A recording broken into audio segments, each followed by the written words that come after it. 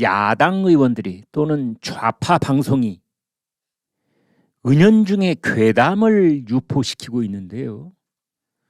여러분, 그 대표적인 괴담 두 가지만 점검하고 팩트 체크하고 넘어가도록 하겠습니다. MBC 라디오의 김종배의 시선 집중, 여기 이제 김종대 전 정의당 의원이 이제 나왔는데, 이 두 사람이 이제 어떤 대화를 하느냐 하면은, 얼마 전에 윤석열 대통령이 일본의 기시다 총리하고 전화 통화를 했잖아요. 25분쯤. 거기에 대해서 얘기를 하는 겁니다. 대한민국 대통령이 일본 총리와 통화를 하는데 대통령 참모가 배석했다면 이해를 하겠는데 주한미군 대사가 왜 그 자리에 있었습니까? 그러니까 대통령실 집무실에서 우리 대통령이 일본 총리하고 전화 통화를 20여 분 동안 하는데 거기에 주한미군 대사가 앉아 있었다.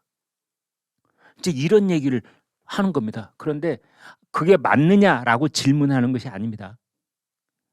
배석했다는 말이 있는데 이게 사실입니까? 라고 묻는 게 아니고, 배석했다는데 어떻게 생각하십니까? 그걸 이미 기정사실화 해놓고. 그러자 이제 그 게스트가 이렇게 대답을 합니다. 아직 확인은 안 됐습니다. 오히려 게스트가 아직 확인은 안 된 얘기 아닙니까? 그러자 또 진행자가 어떻게 질문을 하느냐, 아주 교묘합니다. 어떻게 봐야 되는 겁니까? 뭘 어떻게 봐야 되는데, 아니 일단 사실이 확인이 안 돼 있는데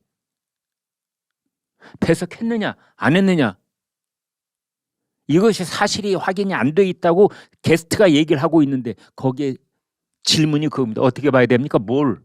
사실이 확인이 안 됐다는 거 어떻게 봐야 된다는 뜻이야? 아니지요. 이 진행자의 질문은 주한 미국 대사가 배석을 했다는 것을 일단 사실이라고 해놓고 어떻게 봐야 되느냐 이렇게 묻는 겁니다. 이게 괴담을 유포시키는 교묘한 말수법인 겁니다. 그러자 이제 게스트가 이렇게 말합니다.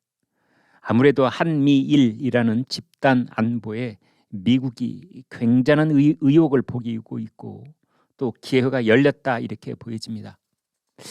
그러나 사실 그 부분은 조금 더 확인이 필요합니다. 우리 대통령이 일본 총리하고 통화를 할 때 거기에 미국 대사가 있었느냐 하는 것은 확인이 필요하다라는 걸 다시 얘기하고 있는 겁니다.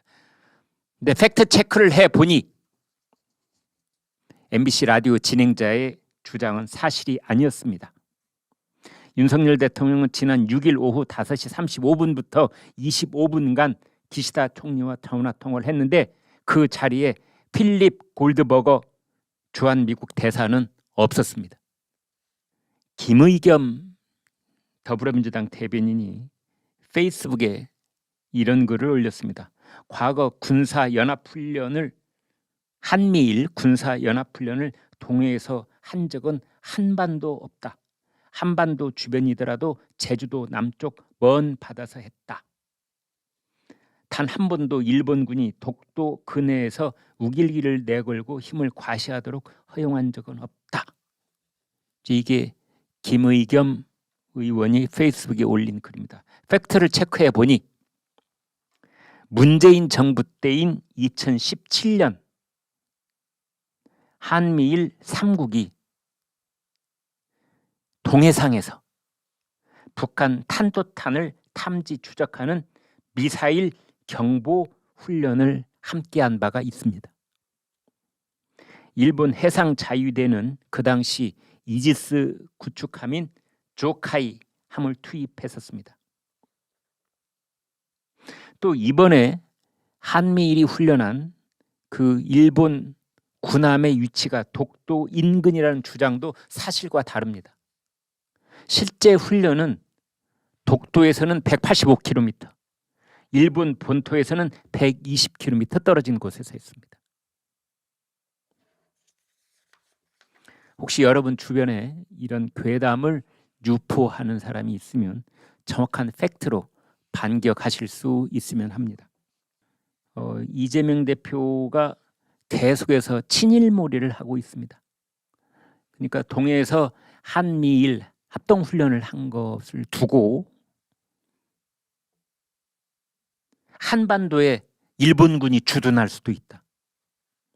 아니, 주둔보다 더 센 얘기를 썼더라고요. 한반도에 일본군이 진주할 수도 있다.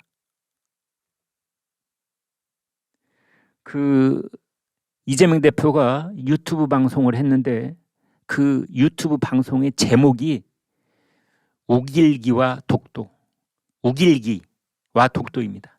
일장기와 독도, 우길기와 독도. 이거는요, 아주 간단한 수법입니다. 이렇게 말을 하는 건. 가장 자극적인 두 단어를 병치시키는 겁니다. 절대 동행해서는 안 되는 두 단어. 독도와 일장기라는 두 단어입니다. 독도와 우길기라는 두 단어입니다. 절대 가까이 있어서는 안 되는 두 단어를 끌어모아서 한 곳에 딱 두면 어떤 효과가 일어나느냐? 매우 자극적인 선동 효과를 거둘 수가 있습니다.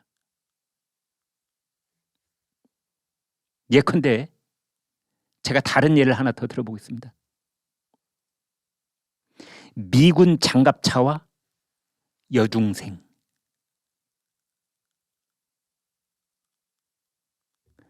그러니까 미군의 탱크가 하고 몰려오다가 길가에 이렇게 서 있는 우리 그냥 여리리 여린 두 여중생을 깔았다. 그게 이제 불을 지르는 선동력에 있어서, 그 선동적인 그 파워에 있어서 그게 가장 효과적인 겁니다. 미군 장갑차, 대한민국 여중생, 우길기와 독도.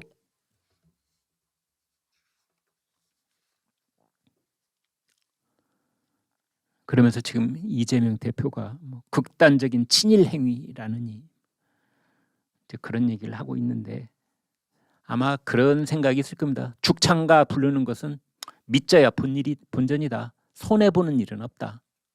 아마 그런 전략을 갖고 있는 것 같습니다. 역풍이 있을지 없을지 이제 지켜보면 알 수 있겠습니다. 윤석열 대통령이 이러한 이재명 대표가 친일이라고 하는 것에 대해서도 현명한 국민께서 잘 판단하실 것으로 생각한다. 이제 그랬습니다. 현명한 판단을 하시는 국민이 절반 이상 70%, 80%가 돼야 되는데 그러지 못한 것 같아서 안타까울 따름입니다. 근데 윤석열 대통령의 이제 미묘한 변화가 있는데요, 여러분. 이제 일국의 대통령의 이러한 민감한 문제에 대한 발언이라고 하는 것은 또 진중하고 또 진중하게 해야 되는 것이기 때문에 그렇습니다만, 얼마 전까지만 해도 한국의 대한민국의 전술핵을 재배치하는 문제에 대해서 배제한다, 그런 생각은 하고 있지 않다는 식으로 이야기를 하는데, 최근에 윤석열 대통령의 발언에 그런 말이 사라졌습니다.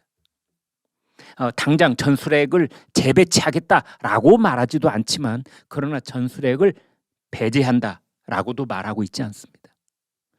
이 미묘한 변화인데요.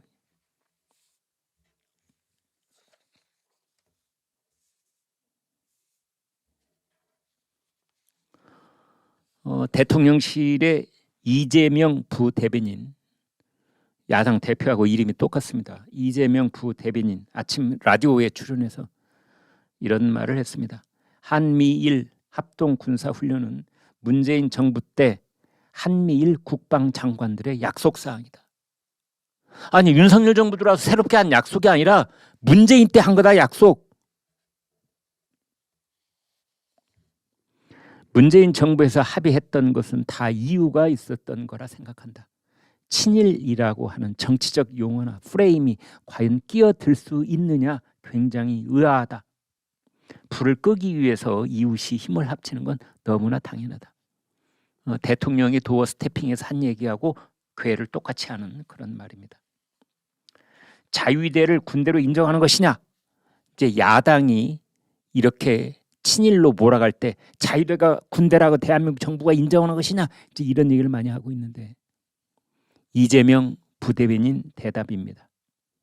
일본의 헌법에는 군대를 둘 수 없게 돼 있고 그것은 일본이 판단할 문제다. 북한 핵 위협이라는 현실적 문제에 대해 우리가 어떻게 임해야 할지 문제다.